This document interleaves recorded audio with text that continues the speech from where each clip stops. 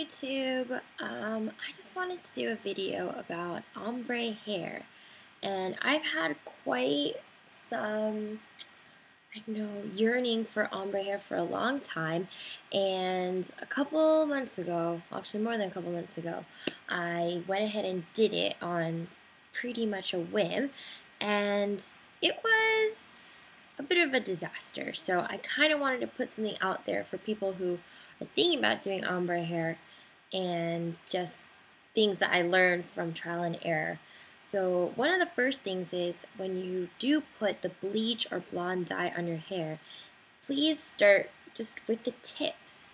I read a tutorial saying that you could just dye this part blonde first and then later put bleach, more bleach right here, and then it would have that gradient effect that everyone wants.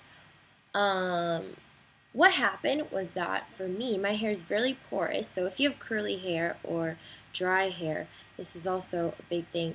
Your hair will hold onto the dye so fast, and it will bleach probably faster than you think it would, even if you have dark hair.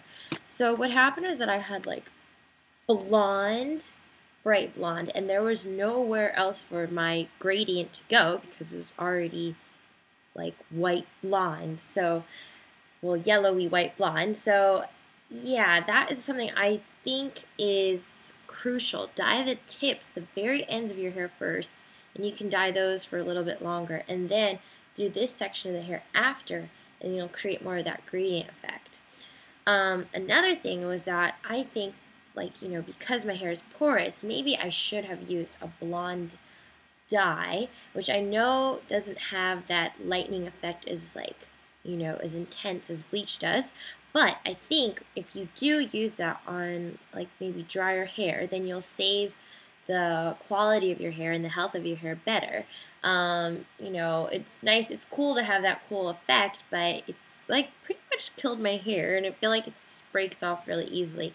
But I've been trying to be good to it, and I don't know, I was just kind of in a like schizophrenic mode. I was just like, I want to change my hair, but I also want to grow it out, and that's not how you should do it. If you are growing out your hair, do not ombre it, because you're probably going to have to end up cutting it, you know, especially if you're like, oh, I'm over this.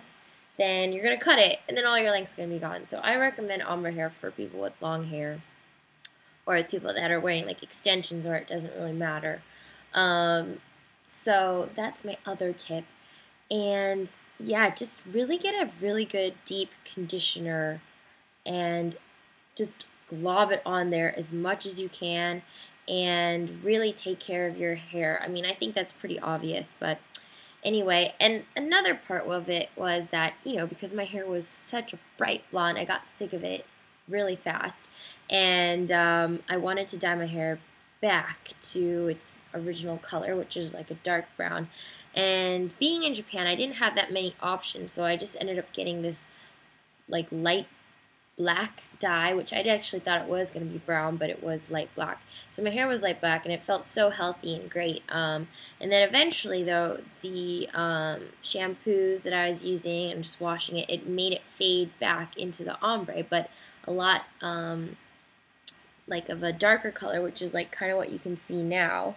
And it's like a light brown color, which I really much prefer over the bright blonde gradient that just, it made my hair look shorter, and I'm trying to grow out my hair. So for me, it was like the opposite effect. It didn't make my hair look like a mermaid, it made me look like a hillbilly, and it was just, yeah. So anyway, I really recommend, if you are, you know, kind of disappointed with the results, then maybe just go for a semi-permanent dye and go over it with the darker color or your natural hair color, and it should slowly fade back into the ombre, and then you'll get like a cool ombre that's not as strong. And I know that the trend is really just becoming passe anyway, so I think maybe that's a good option if you are kind of over it.